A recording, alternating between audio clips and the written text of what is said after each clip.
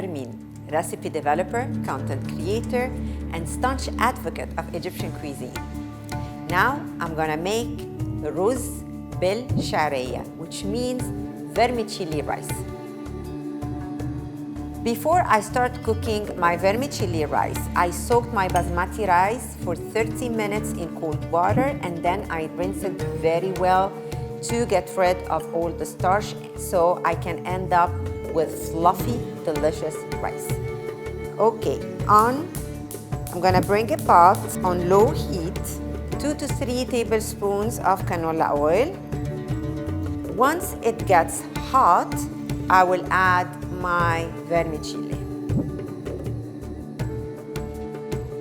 At this point, don't walk away. This vermicelli is very thin, so it can burn very quickly.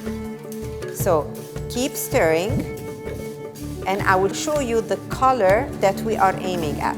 I like to call this rice the playful rice because the vermicelli will give it an edge.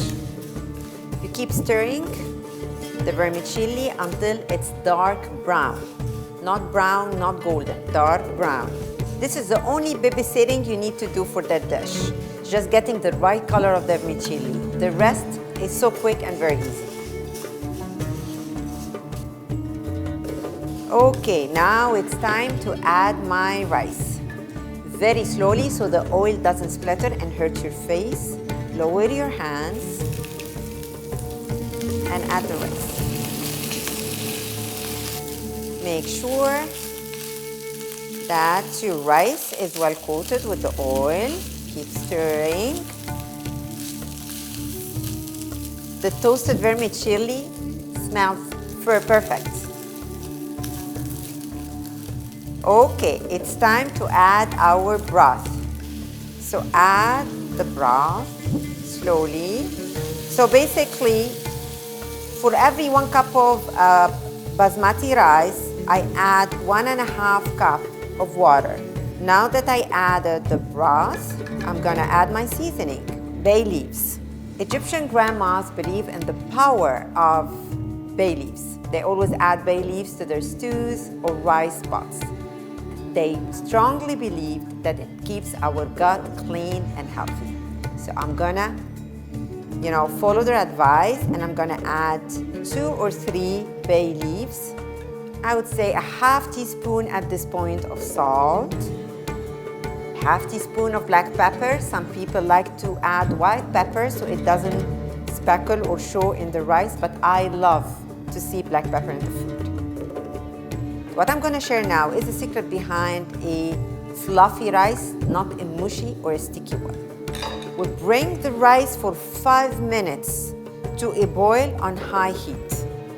So now that my rice is boiling, I'm gonna lower the heat to the lowest option possible. I'm gonna bring a towel. I'm gonna wrap the lid with it, add the lid, and I'm gonna tie it upward so it doesn't catch on the flame. And why do we put a towel? To trap the moist. Otherwise, it's gonna turn into droplets on the other side of the lid. And this trick will keep the rice moist and fluffy. We'll keep it like this. We're gonna check again in 5 minutes and fluff it with a fork. Now I'm gonna uncover my rice pot and check. Very softly so you don't squish the rice. It's very tender. The basmati is very tender.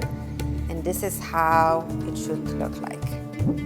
Now that my rice is cooked to perfection, I'm gonna cover it, turn off the heat, and keep it covered until you're ready to serve it.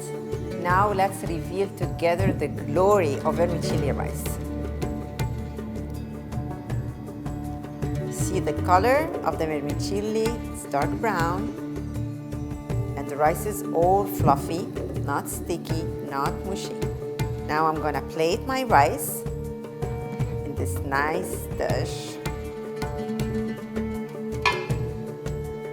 Vermicelli rice goes with so many Egyptian dishes. For something extra, I'm gonna add the zest of 1 lemon, and this is just me. gonna enliven the taste and gives it this refreshing hint. Now I'm gonna add my slices of lemon on the side just to gild the lily. Here is my vermicelli rice ready.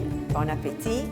As I mentioned, you can serve it next to stews or to any soup of your liking. Try the recipes. Don't forget to leave a comment below, and I'll be back with many more interesting Egyptian recipes.